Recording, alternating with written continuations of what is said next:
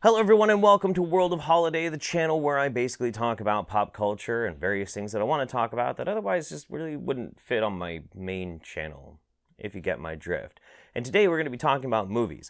Now, movie review channels are a dime a dozen. There are so many out there, and really if you want good critiques of movies, you're probably going to want to go watch like Your Movie Sucks or Red Letter Media, one of those types of channels. For me, my passion is horror movies. And I always want to talk about horror movies, so that's one of the reasons why I'm doing this. And for the most part, I think I'd really like to talk about unknown hits of horror movies, especially very obscure, sometimes foreign ones. But today, for the very first one, I want to talk about something that came out very, very recently. And I wouldn't do this except that it's really fucking good. The only time I really want to talk about a movie is when it's either really good or really bad. That's why I make a really bad movie reviewer.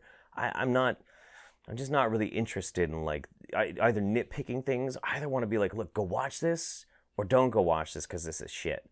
So today, it's a horror movie. Yeah, I'd say it's a horror movie. Kind of more of a psychological thriller, but it was recently released on Netflix, and that's Gerald's Game. Now, in today's culture, we have lots and lots of Stephen King material coming out. And we always have because he's a very prolific writer.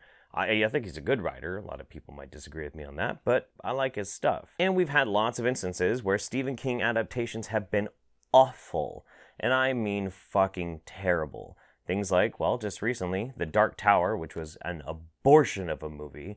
You also have historically things like Langoliers, which is still fun to watch, but it was bad. But then sometimes you find those gems and they really stick with you for a long, long time. Things like, for instance, there's the original It. There's the new It, which is actually pretty good. I know some people out there, I'm looking at you, Amazing Atheist, really, really hate it. I loved it. I thought it was great. Or a really awesome one is The Stand. The Stand is a great, great miniseries. It's almost, I think it's like 7 hours long. It's great to watch when you have a flu. But Gerald's Game, I didn't really think we were going to see, especially in this type of culture today, a movie like Gerald's Game come out. A lot of it has to do with because of the position that you find the protagonist in. Now, to give a basic summary, it's very simple. You have a man and a woman who are trying to get away and spice their lives up a bit. And so they go out and they have this cabin. And to have a little bit of a kinky fun, she gets handcuffed to the bed. Now they get into an argument and he dies from a heart attack.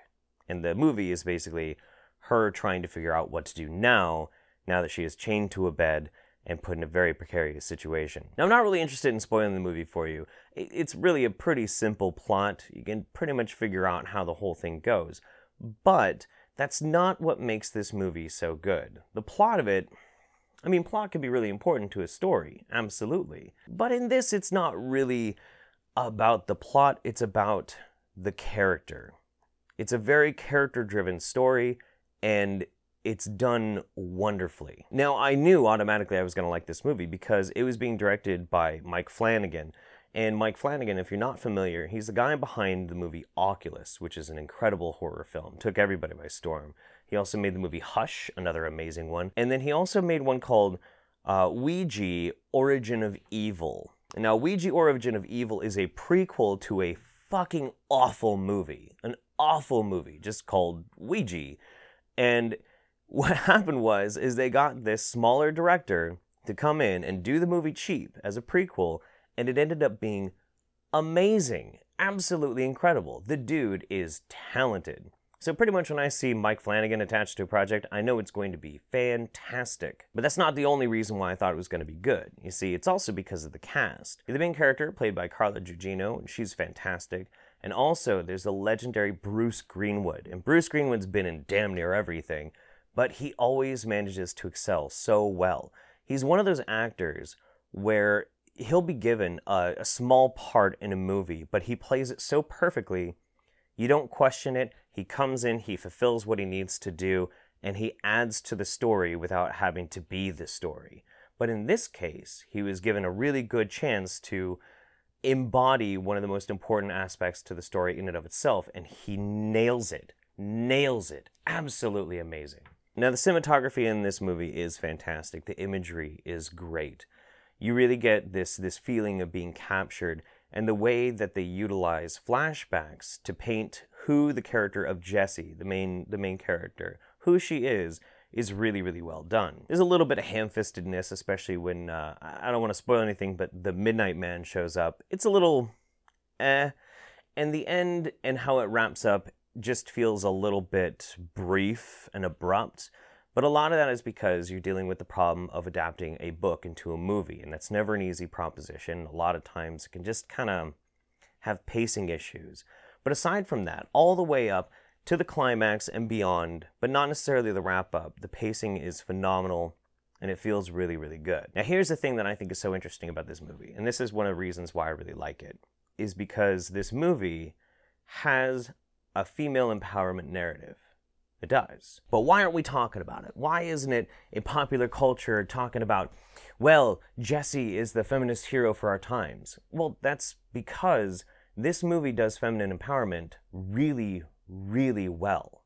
Incredibly well. And that's why nobody's going to talk about it, because it wasn't ham-fisted and in your fucking face. Jessie is displayed to us as a very vulnerable woman who's carrying around baggage from her past that makes her emotionally crippled in a lot of ways. And through this very, very traumatic experience that she has in the movie, you see her develop as a person and grow strong and find ways to move beyond that type of issue, that type of crippling memories that have kept her a prisoner in her own body for so long.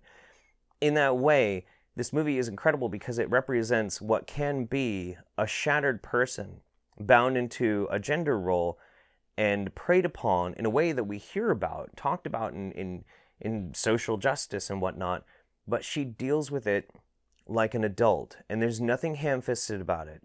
There's no shaming of anything about it. It's just simply a brutal and honest portrayal of it and how someone manages to move past it. In that way, Jessie starts the movie as flawed and weak, but finishes strong and whole. And it's incredible. They even toss in a line that I think even the most hardcore MRA would really, really appreciate, because at one point Jessie is dedicated to trying helping victims of abuse. And it says, now I'm helping other women and boys. It includes it. That's like the only thing you have to do half the time these days if you want to try and find a good message when you're balancing out these types of gendered issues.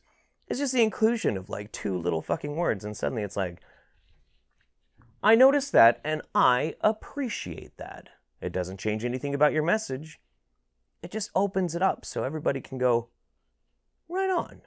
I dig that. And that's one of the reasons why this movie is such a masterpiece, because not only is it a fantastic horror movie, but it also can address those political issues that we see all the time with identity politics, but it does it so fucking good. You don't even realize that it's doing it. So again, my kudos to Mike Flanagan, to the whole cast. Really, really good job. It's a great movie. It's pretty brutal. There's a little bit of gore, and it can be uncomfortable at times to watch. But if you have some spare time and a Netflix account, I think you should check it out. It's worth the watch. I don't have a rating system for this because it's not really a movie review channel. It's just a, hey, I saw something cool. You should check it out. So I'm going to rate this one a, you should check it out of a, you should go watch Gerald's game. That's it for today. Hope you had a good time. I know I sure did. I'll see you tomorrow. We're going to be talking about comic books.